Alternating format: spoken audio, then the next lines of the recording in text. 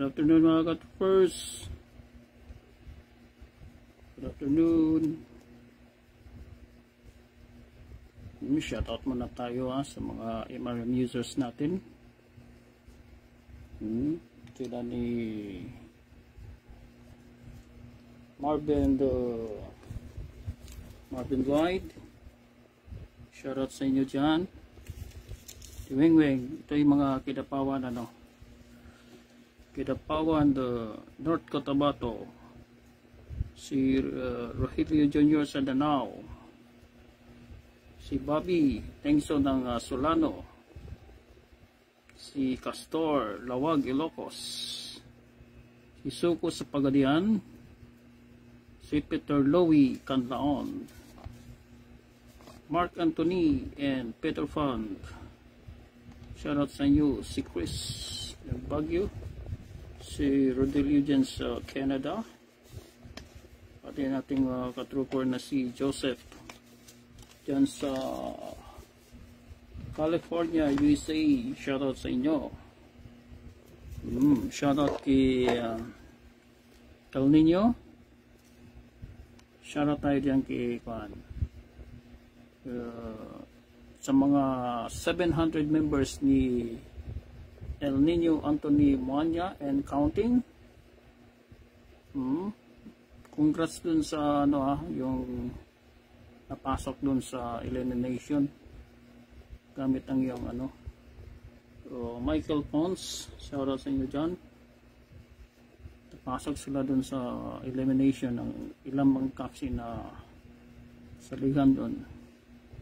Shoutout din sa mga El Nino users din sa Bacolod City, mga game farms na gumagamit ng El Nino conditioning system. Well anyway, hindi naman talaga si Anthony Moanya, kaya kung siya lang ang masunod doon sa price na binigay niya, kasi mura lang yun ang una, nakiusap yung mga El Nino members na bossing, sobrang mura yung nyo, pwede nyo taasan. So ginawang 5K una tapos ayun, nakiusap naman sobrang barat, pwede nyo mas taasan pa, yun nagiging mahal. Kaya certain na lang yung mga nakahabol. Okay, kasi mura na yan kasi lamang naman talaga natatalo din, pero mas mataas yung percentage mo kumpara doon sa umaasa ka lang, di ba? Iba yung may ginagawa ka. Katulad nila ni Mami Lacson, na ang formula ni Mami Lacson, yung motto nila is swerte-swerte lang yan, di ba? Karamihan sa atin yan. Pero kung si Mami Lacson ang iyong pakinggan, ang kanyang formula is ang swerte ay tinatrabaho. Yan po ang mga big time. Mga formula ng mga big time Talagang meron silang sinusundan na programa. Katulad ng mga training. Number 1 dyan, training. Kasi winning line ka na, gamitan mo pa yan ng training.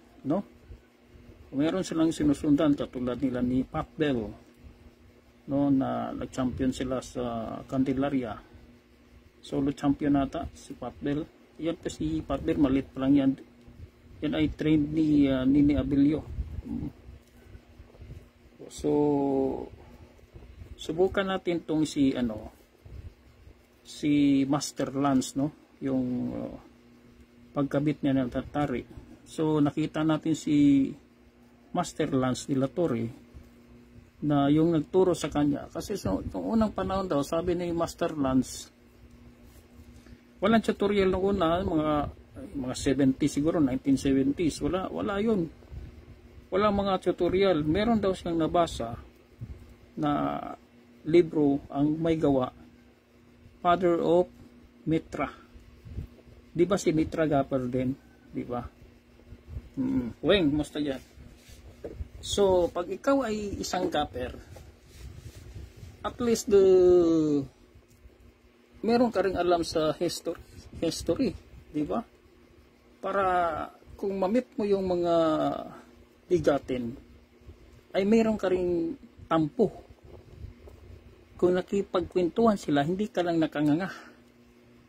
Di ba? So at least meron kang masabi. O pagka makita mo si Master Lance diyan sa diyan sa YouTube, nakita ko sinusundan. Meron kasi nag-interview, hindi ko lang masundan. Yun nga sabi niya doon, yung libro. Binasa lang niya yung the principles paano ikabit ang tari, di ba? O si Master Lance na yun. By the way, pala sa tinanong ko si Master Lance Silatore na nakita ko kasi sa niya sa YouTube na magkakaroon siya ng 3-day seminar. Katulad kay Patrick Antonio. Ang kagandahan dito kay Lance Silatore kasi kaming taga Mindanao, malapit lang kami sa Negros, di ba? Kasi pag pumunta ka ng Manila, napakalaking gastos. Mag-travel ka. Pag pumunta ka ng Bacolod, tawid ka lang ng Cebu. Kung taga Cebu pa, tawid ka lang doon sa Toledo. Dating ka na doon sa Bacolod. Diba? Rene, musta dyan? Kaya 3D seminar yun, no? So, wala pang, tinanong ko si Master, ano ba yung magkano pa kayang mga entrance dyan? Sabi niya, wala pang update si admin. So, earlier, baka kung hindi matuloy itong within this year, baka earlier next year siguro mga first quarter. Ipanipon na tayo. Baka mamaya magkita-kita tayo doon. So, subukan natin tong paano si Master Lance de la Torre magkasa gamit yung socket knife niya, no? Yung gamit din niya 18 inches na sapin, no? Susubukan natin. Oo. Kaya nagkaroon ito ng souvenir na lance. Yan po, yung kinasa natin yung tari niya at kinuha ni Master Lance at kinasa rin niya. Tinignan niya yung kasa, okay naman. Oo. Wala naman siyang comments, So, paano si Master Lance de la Torre So, si Master Lance, kahit makita mo yan sa Facebook, nag-ikot siya ng dito, apat, nag-ikot siya ng apat. Kaya may pangalan niya ni Souvenir Master Lance yan. Ito yung kinasa kinasa ko at tinignan ni Master Lance. Okay, isa. Dalawa. Tatlo. Nag-ikot siya ng apat dito. Okay, ganun lang Ganun ang pagkaikot sa ilalim. Apat din Isa. Dalawa. Tatlo. Apat. Tapos nag-ikot siya ng dalawa dito sa taas. Isa. Nag-ikot pa siya ng isa. Kinulang lang tayo. Kailangan doon mga 19 inches lang. Kay Master Lance, okay? So, tapos kinabit na niya yung socket knife. Socket knife. Katulad nila ni Mark Camilo Ogay, yung katrupa niya na way back mga 1977 ba yun, sabi nila. Ganon din si Ampel Brothers diyan, Ampel Bahia. Meron din silang socket knife nung una. Kaso lang, nung pagkapanahonan na yan, pag pinagtawanan ka, pag gumamit ka ng socket knife. Sa Amerikano naman, gamit na sport lock, no? Yung may butas, saksak dito sa tahid. O ganon. Kay Master Lance, ganon lang kasimple. Tapos, buo na tali yan. Ganyan, ikot-ikot lang tali. Ikot-ikot, ganon. Yung pagkay Master Lance, okay? Salpak lang, no? Tapos, pag mag-adjust si Master Lance, ganun lang, ikot-ikotin lang niya. Ganyan lang, Galaw-galaw lang konti. Depende yan. Sabi niya, yung alignment is depende sa deformities ng ng paa ng manok, di ba? Yun ang formula ni Master Lance de la Torre. Ulitin natin.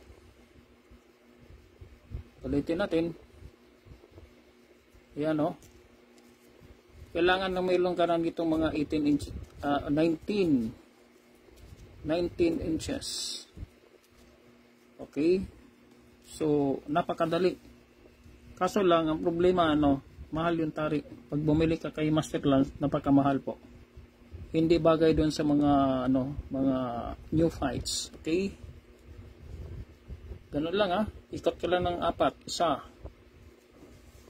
1. 2. 3.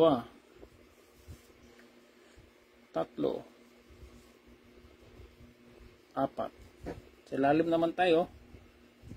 1. 2. 3.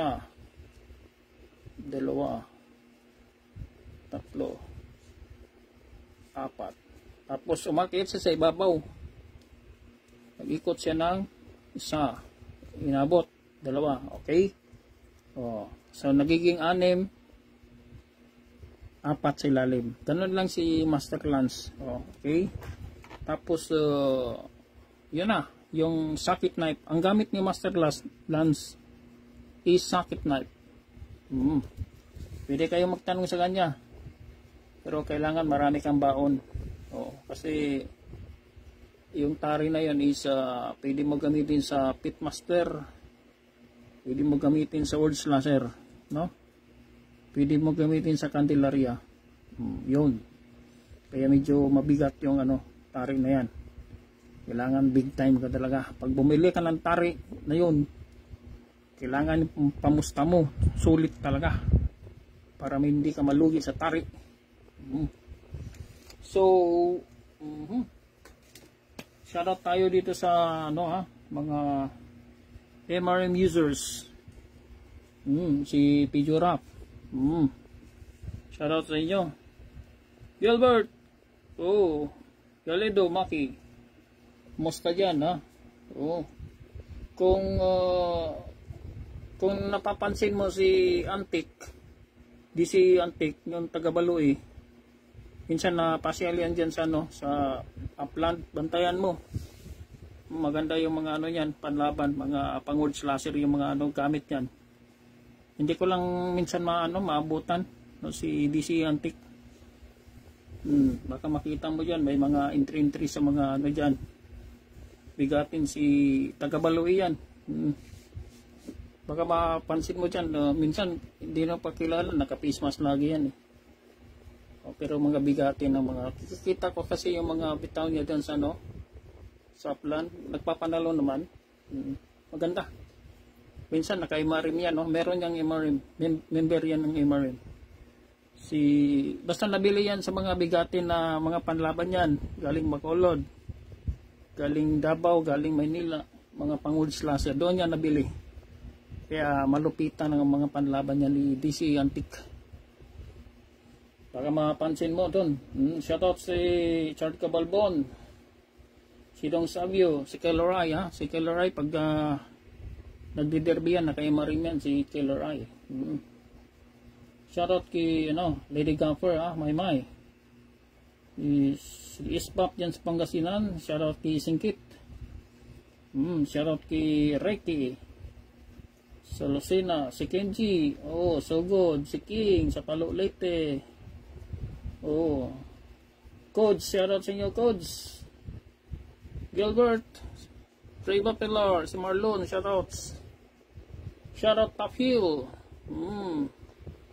Basta yung mga fights na pinapakita ko dyan, mga na yan, mga 4 years ago, 3 years ago, pag sinabi ko lang na MRM user, matagal na yung mga fights na yan. Minireview ko lang kasi yung mayroon tayong mga baguhan na hindi pa nakikita nila. Kaya yung iba nakakakita na yan. Tapos yung pinakita ko kanina dyan, yung babae kalaban, champion sila doon sa Dumaguete. Bagong cockpit, 5 stag. Paggamit niya ng MRM,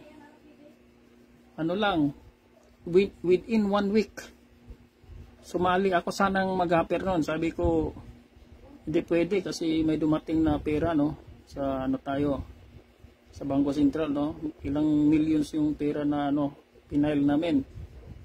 Sabi ko ikaw na lang kasi hindi pwede iwanan. Malaking pera to. Ayun, siya na nagkabit. First time gumamit ng ano, Emarim, champion kagad. Kasabay sila nag-champion na si Marnel Graho na gapper maker dyan sa Dumaguete. Nagtaka nga si Marnel bakit daw nag-champion. O kasi yung gamit ni Phil nung una, mga Malaysian. Oo. Alam mo naman yung Malaysian, iba yun eh. Sasaksak mo dito sa ilalim ng paa ng manok. Nandun ang tari. Hindi siya ganito kaya nahirapan si Phil kaya gumamit siya ng mga ganitong tinidor. Ngayon maganda ng score ni Phil. Diyan sa Dumaguete, no? Ayaw lang sumali sa GC kasi alam mo yung mga bigatin. Meron siya mga amo na bigatin din. Mga ganong tao ayaw magpastorbo yan. No? So nire-respeto natin yung mga big time. Katulad ng mga game farms. Marami tayong mga nakaimarim na game farms. Nire-respeto natin yan. Yung privacy nila. O, tayo lang dito sa mababang kapulungan.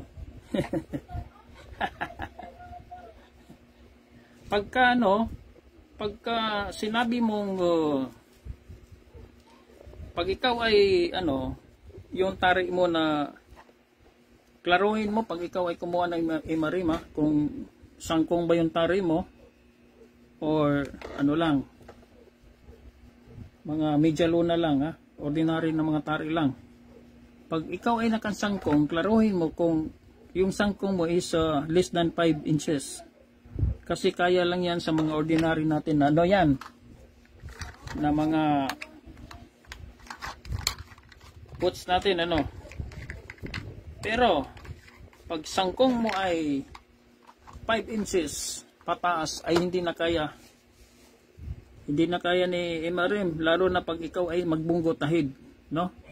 Ang ibig sabihin ng bungkot tahid, pag yung sangkong mo, ang kabit ay nakatulak, binangga niya yung itong tinidor, saksak dun sa nasa ilalim siya ng tahid, no? Parang partida. Yan ang bungkong tahid. Meron tayong lalo mga 6 inches na mga sangkong, 5 inches to 6 inches, 7 inches, yun.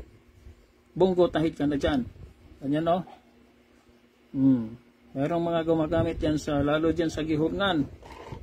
Malupitan ng mga tari dyan, Dumaguete, basta diyan banda, marami dyan nakasangkong. Halos karamihan dyan sangkong. Yung kaibigan naman natin sa Siquijor, 7 inches ang gamit. 5, 6, 7 inches ang tari niya. Walang ibang gumagamit yan sa Siquijor. Yung kaibigan ko lang. 5, 6, 7 inches ang haba nga ng tari pagka kami nagkasumasali dun sa no? So, pag ikaw ay nakasangkong, no? Ang iba namang style na pagsasapi, no? Pinakita natin kapon at i-review natin. Ganyan, no? Okay, ganyan. Isang ikot. Tapos, tupian mo na kagad ng dalawa. Na maliit, ha? Ganyan, no? Isa. Okay, dalawa. Tapos ikot ka na. Okay. Tapos tupi ka naman ng isa. Pwede rin dalawa. Depende kung masyadong mataas yung 6 inches yung tari mo, gawin mo ng dalawa dito. Ganyan. Tapos ikot. Okay na yan, no? Tapos kailangan gumamit ka ng hindi siya 18, 19. Punta ka na sa ilalim. Ganyan. Tapos normal lang yung mo, isang tupi lang, bali normal. Tingnan mo kinulang, Tapos yun na, saksak mo na yung saksak mo na yung boots mo. Okay? Umbok na dito si babaw. Kung ikaw ay mag-iiskwala, no? Yung dulo ng tari tapat dito sa gitna ng tahid. Yun. So, dito naman tayo sa sa Mexican way naman tayo. Mexican way. sa Mexico, chinik natin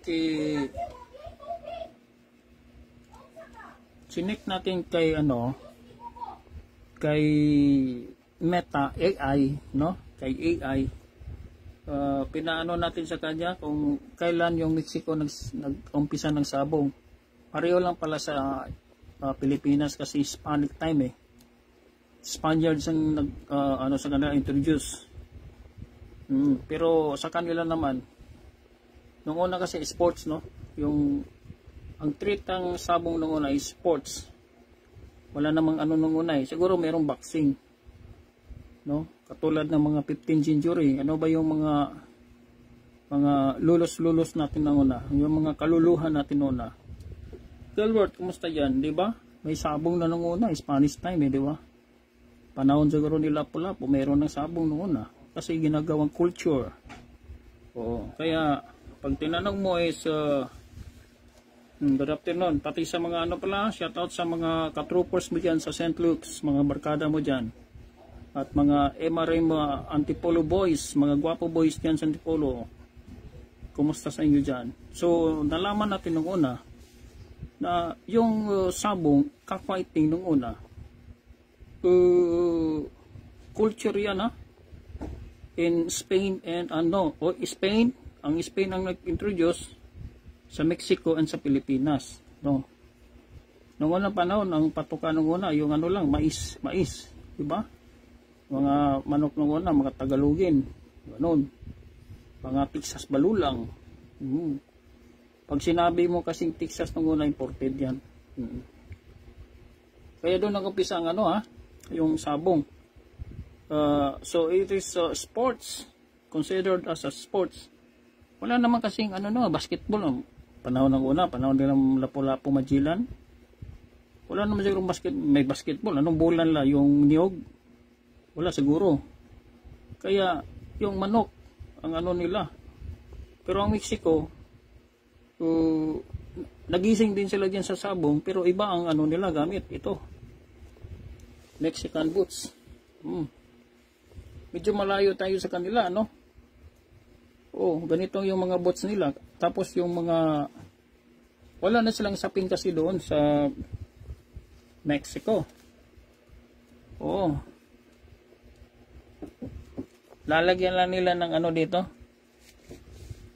Maglalagay lang sila ng leather.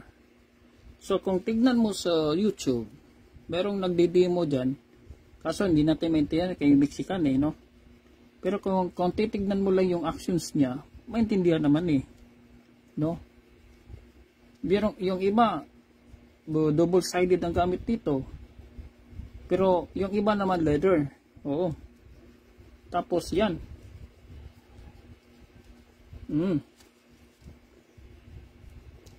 Ganun lang sila. Wala silang sapin ha. Tapos tatalian na yan dyan. Yung mga grooves nito, pasukan ng mga ilang ikot yan. 3. Tapos isasalpak yung tari. Gaganon ha. Maliit yung mga tari nila. Mga less than 2 inches. Diretso na. Tapos tipa na. Wala na. So wala na silang sapin. Kaso lang ang Pilipino is ginaya ito. Ginaya nila way back 2002. So that was 23 years ago. Diba? Tagal na no? Nagiging MRM para pwede mo nang gamitin sa Pilipinas. Ganyan. Tapos lalagyan mo ng paunan. Nasaan yung paunan natin? Lalagyan ng paunan. Ganyan. Pero para magmukhang Pilipino talaga, hindi leather ang ginamit. Instead sapin, kasi sagana tayo sa sapin sa Pilipinas, di ba? Maraming sapin na bibili, kaya ito na yung 18 inches. Marami kasing sapin tayo dito sa Pilipinas. Sa Mexico wala namang doon eh, wala namang sapin, no? Kaya kahit sila mang karning una, pag nakitang gumagamit ng Kay Mang Karding nung una, hindi pa nga yun 18, mga 22 inches, ganon. Binabas pa na eh. Oo, wala pa naman Facebook kasi nung una. Facebook mga 2008 lang yun. Oo, mga year 2000 wala pa yan eh. Oo, kasi yung makita siya sa ibang grupo, sabi, ano na naman pinagagawa mo?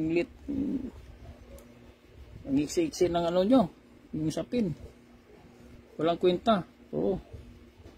Wala nang kwenta. Hindi nila alam sa Mexico. Wala na nga ano sa Mexico. Wala na nga sapin. Oo, hindi naman sila nakarating sa Mexico. Oo, tsaka hindi naman nila nakita. Oo. Na meron pala si Mang Karding na ano. Meron pala siyang Mexican boots through the contacts of mga friends natin, no, sa grupo namin na nakabase sa California, USA, na sila din may mga kaibigan ng mga Mexicans. Kaya nakakuha nito, no? Nagpadala doon sa Mexico, doon sa California, from California dinala sa Pilipinas. Kaya mayroon si Mang Karding nito. Minsan nga pag nabisita ako doon sa kay Mang Karding, mayroong mga Amerikano doon eh. Oo, magpapaturo sa kanya. Oo, mga Amerikano na yan. Oo, doon tayo nakakuha ng ano, mga ideas. Oo, kaya binabas, no? Bakit daw kaya hindi na gumagamit si Mang Karding ng leader? Wala. Kasi magmukhang babas naman uli. Kaya ito na lang yung ginamit ni Mang Karding. Revise. Since maraming mga ano sapin dito sa Pilipinas, kaya ito na lang ang ginawa ni Mang Karding, ano? At least merong sapin na kahit kunti meron silang nakikita. Okay? O magbukha pa ng Pilipino. O ganyan. Tapos sasalpak na yung ano, sasalpak na yan, lalagyan ng ano. Ang kagandahan dito, kung ikaw ay nakasangkong, madali ka lang mag-adjust dito sa ano, sa eskwela ng ano. Pero yung iba, wala namang eskwela, salpak, pag salpak ng tari, laban na. Pwede rin yun. Oo, makamatay naman din yun eh. Basta ang tari nasa likod lang. O, lalagay mo ganyan.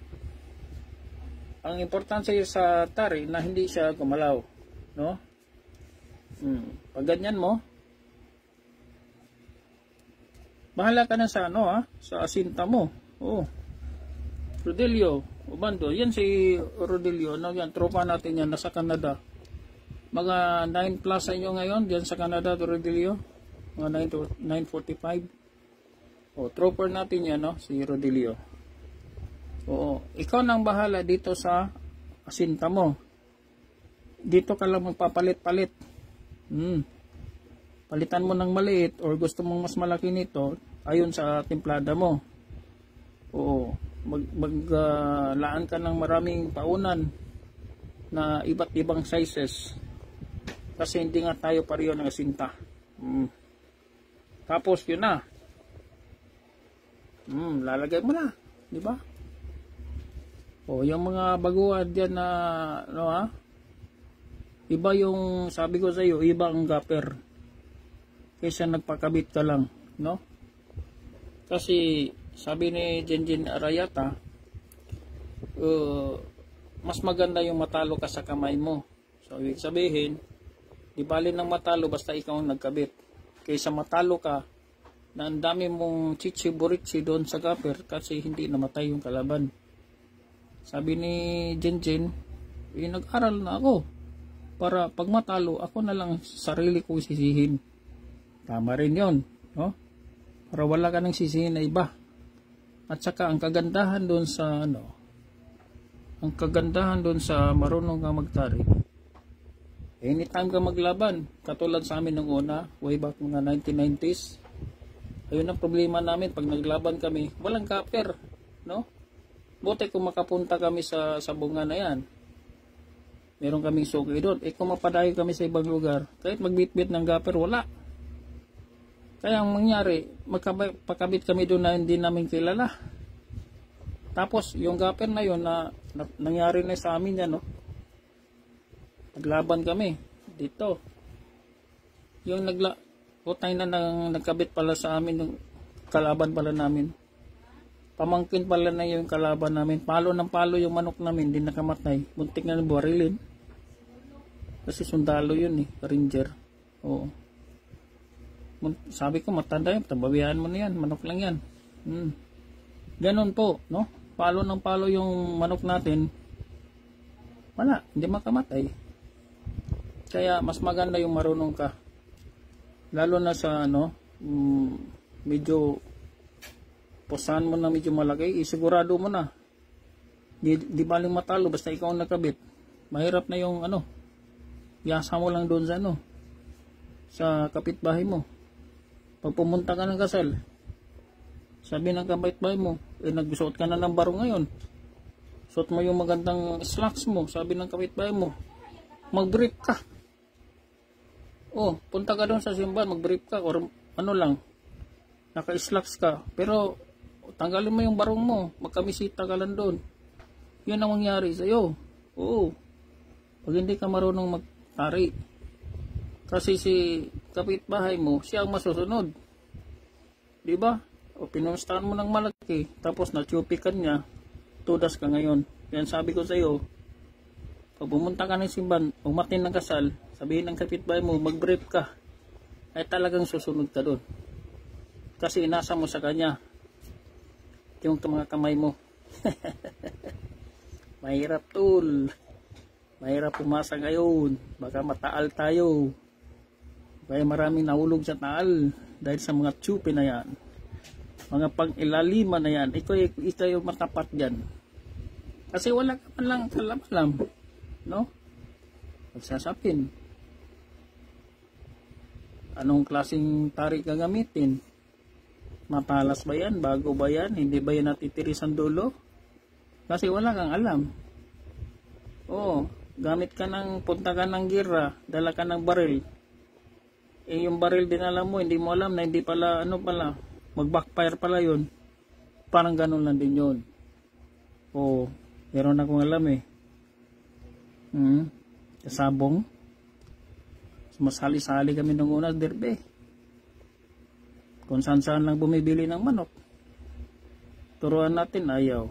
Bigyan ng sekreto, ayaw. Nagmamarunong. Anong nangyari? Unang naibenta yung service na sinasakyan namin pag derby. Nung bumalik na ako sa Metro Manila, nabalitaan ko nang dahil sa sabong yung bahay nila naibenta. Ganun po kalupit ang sabong pag sumali ka dito. Kaya hindi yan swerte, sabi ni Mami Lacson. Ang swerte ay tinatrabaho. Nandoon na yung deadline winning. Nandoon na yung winning line, conditioning, nandoon na yung training, mga vitamins, kamot, kasama na yun. Kasama na ang tari doon. Kasama na. Pag tinanong si Lance De La Torre, ilang percent sa yung tari? 80% sa kanya. Dahil sila doon sa Bacolod, pare-pareho lang yan. Pare-pareho lang yung mga winning line, mga gamit nila.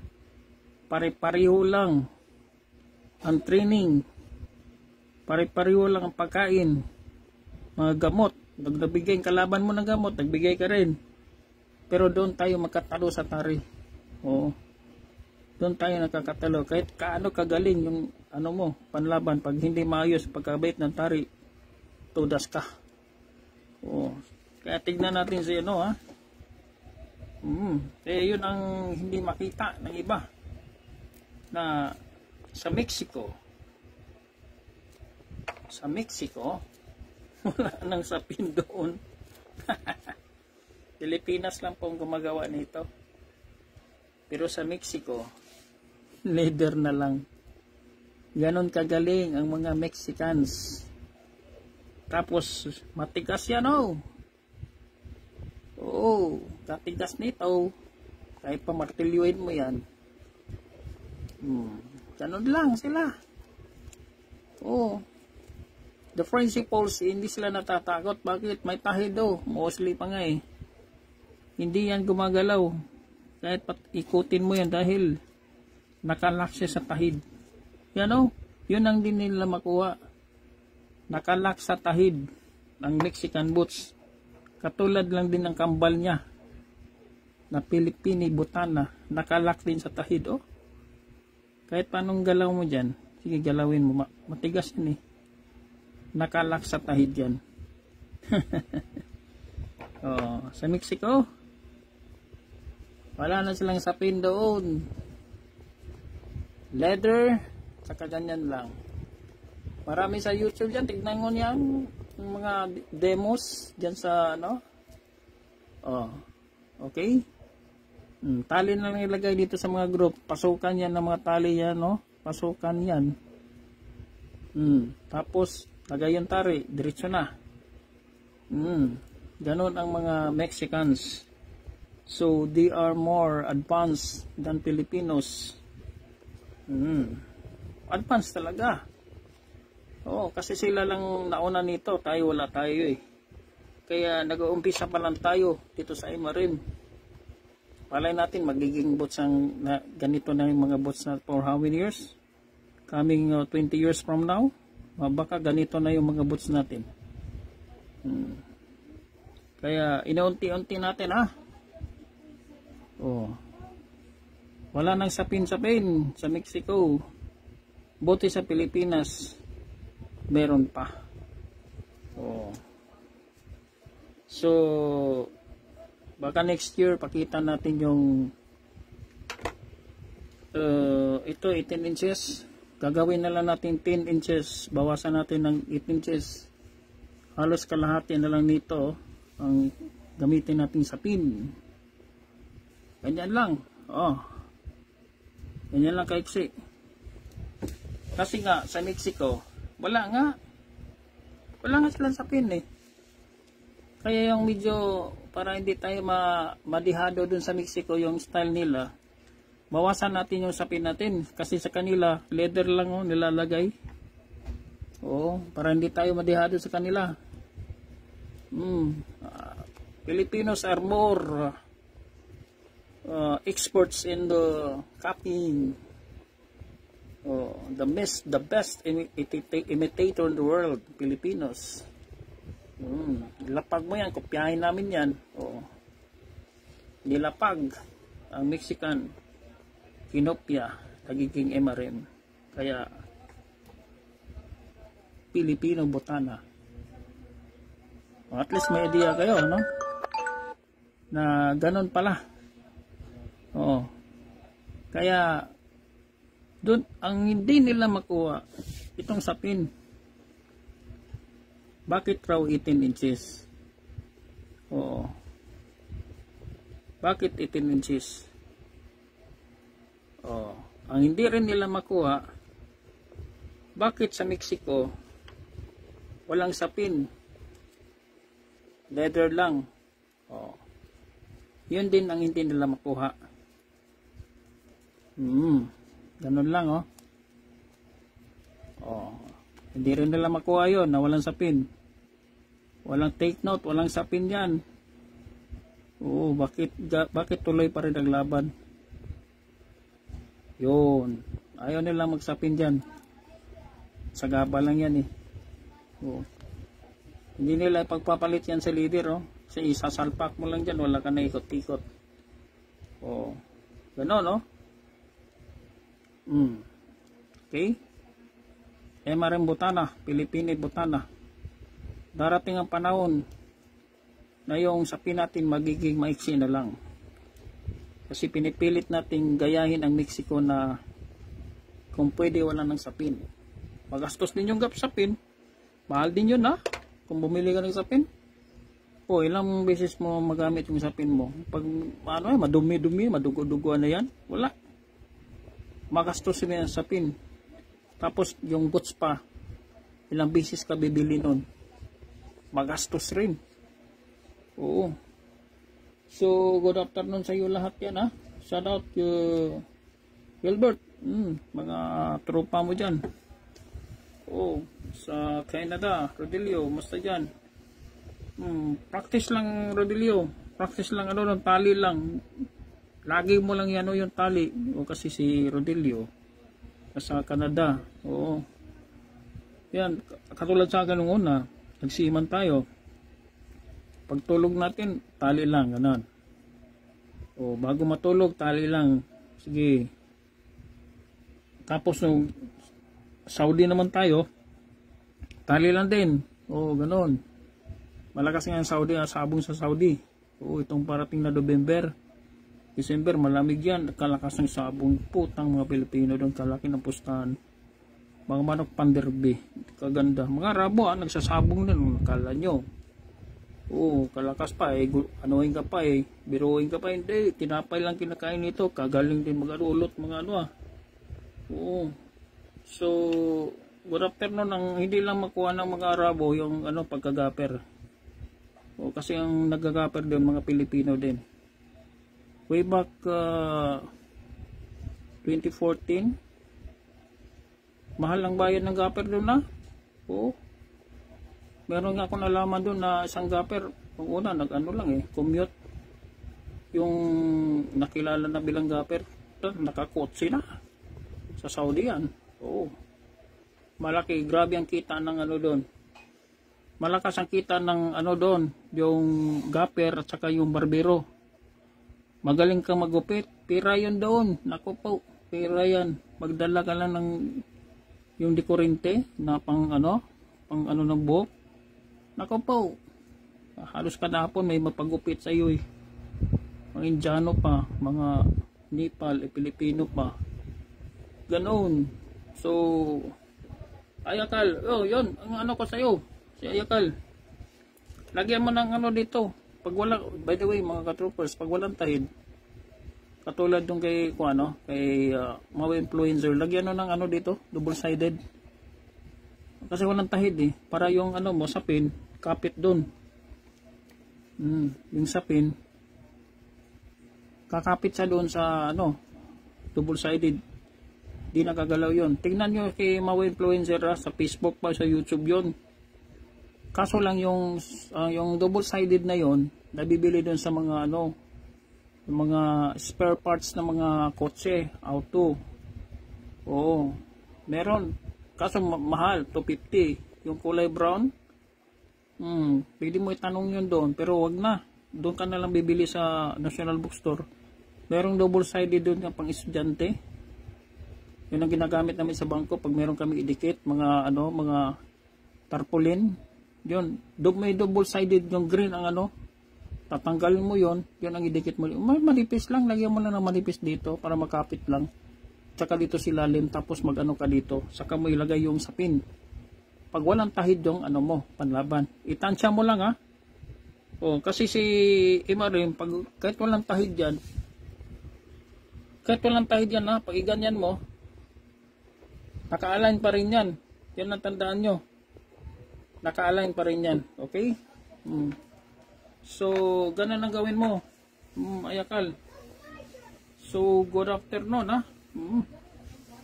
So, kumusta bang ano dyan sa Metro Manila? Dito sa amin sa Mindanao, napakainit.